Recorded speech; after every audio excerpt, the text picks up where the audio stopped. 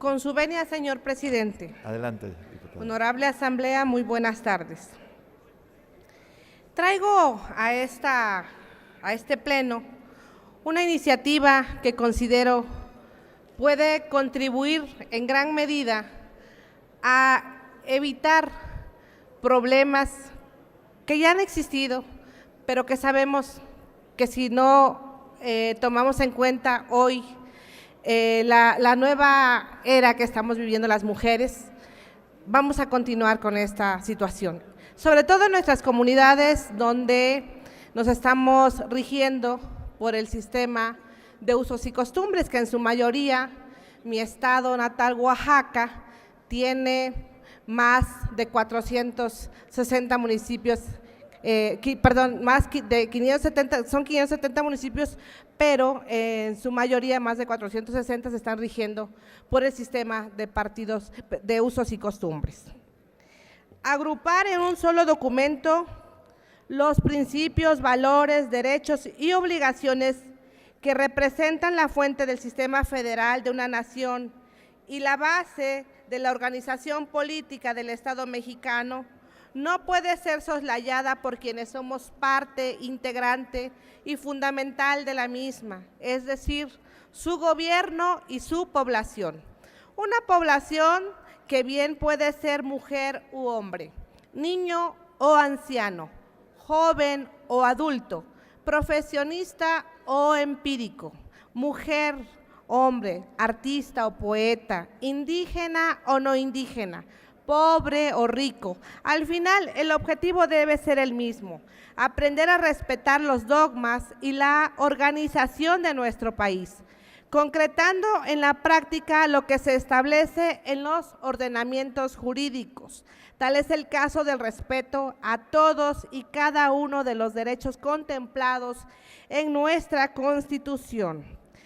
Nuestra también denominada Carta Magna, en su artículo 4, ha contemplado desde su origen que el varón y la mujer pues somos iguales ante la ley. Luego entonces, si el varón tiene en todo momento el derecho de votar y ser votado por uno u otro sistema de elección popular, ¿por qué es que todavía no alcanzamos la paridad, como bien lo mencionábamos ayer? Y tratándose del sistema de usos y costumbres, en ocasiones las mujeres no son tomadas en cuenta para votar y en otros lugares votan, pero ni siquiera tienen derecho a ser votadas. Este factor se repite en muchas comunidades de nuestro México, a pesar de que la historia de nuestros pueblos indígenas es una historia de lucha constante, pues son estas culturas las que vieron llegar a los conquistadores españoles, son los que resistieron los embates de la conquista, los que se aferraron a no perder el espíritu de sus antepasados, y en ellos se recargó el movimiento de independencia de 1810. En esta lucha, los pueblos indígenas aportaron una gran cuota de sangre. Sin embargo, una vez establecida la nación independiente y el inicio de la organización política que habría de regir la patria naciente, fueron ignorados por las élites dominantes.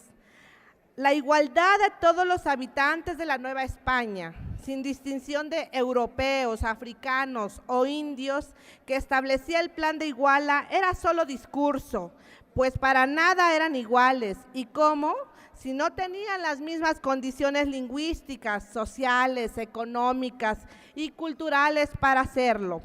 La Constitución promulgada en 1824 no otorga ninguna concesión a los pueblos indígenas, como no fuera aquella facultad del Congreso de la Unión de arreglar el comercio con las naciones extranjeras entre los estados de la Federación y los pueblos indios, como si los indígenas de aquella época, como la inmensa mayoría de los de hoy, tuviesen capital económico para la inversión de negocios, mientras que en la Constitución de 1857 solo ideas importantes se discutieron que de ninguna manera fueron incluidas en aquel texto.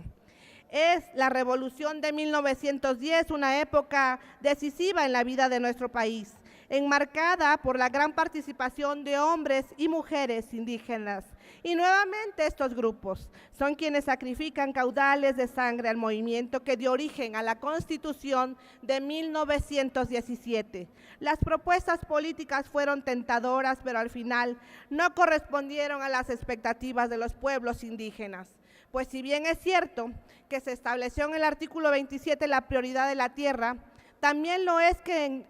nunca en calidad de propiedad individual, sino como ejido o comunidad. Además de reservarse la nación la propiedad originaria de esta,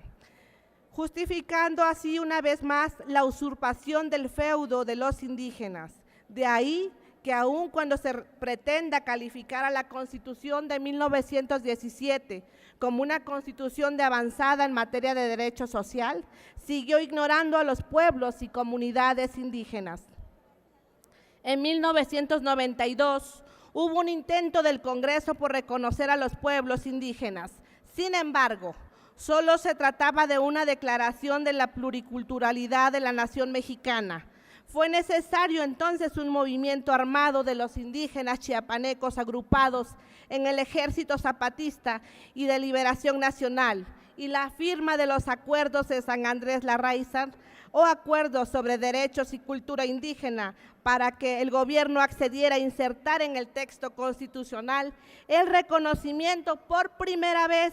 desde el surgimiento del Estado mexicano a los pueblos indígenas y sus derechos colectivos, entre los que destaca el derecho de elegir de acuerdo a sus normas y procedimientos y prácticas tradicionales, a las autoridades o representantes para el ejercicio de sus propias formas de gobierno interno, mismo que fue establecido hasta el 14 de agosto de 2001. Casi 153 años después de que el entonces gobernador de Oaxaca, don Benito Juárez García, hiciera patente que el Congreso oaxaqueño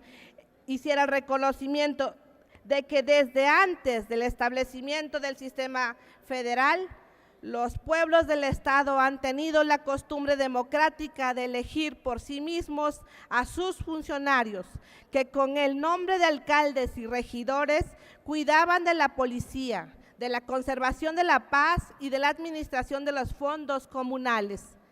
Sin embargo, no fueron 1, 2 o 3 décadas las que tuvieron que transcurrir para que las palabras del insigne patriota fueran elevadas a rango constitucional y se devolviera a los indígenas la autonomía y la libre determinación. Tuvieron para ello que pasar 153 años. No obstante ello, en la actualidad aún la patria está en deuda con casi 13 millones de indígenas, cuya forma de elegir a sus autoridades se conduce bajo el sistema de usos y costumbres, violentando con ello el pacto federal que incluye la igualdad entre todos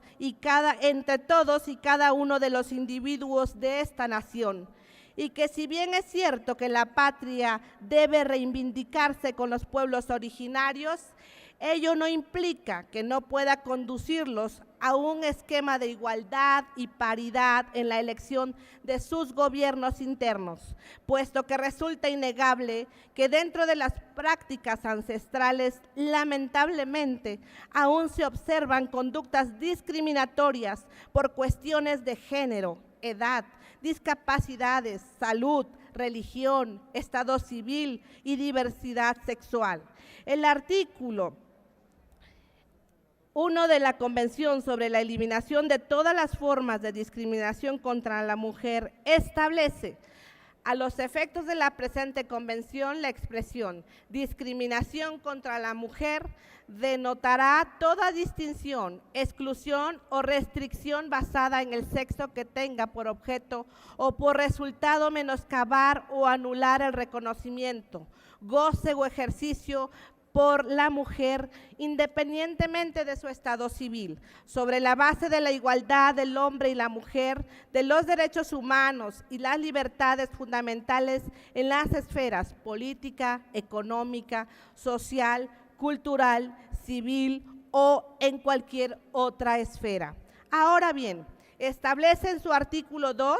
que los estados parte en la convención condenan la discriminación contra la mujer en todas sus formas, por lo que convienen en seguir por todos los medios apropiados y dilaciones una política encaminada a eliminar la discriminación contra la mujer, y con tal objeto el Estado mexicano se comprometió al momento de ratificarla y consagrar en la Constitución Nacional la igualdad entre hombre y la mujer en los artículos 1 y 4. Ahora, si bien es cierto que México ha adoptado medidas legislativas para erradicar la discriminación de género en materia de derechos políticos electorales, en algunos aspectos ha sido insuficiente. Desafortunadamente, y a pesar de todos los esfuerzos realizados, a 32 años de la ratificación del Estado mexicano en la Convención sobre la eliminación de todas las formas de discriminación contra la mujer, signada el 23 de marzo de 1981,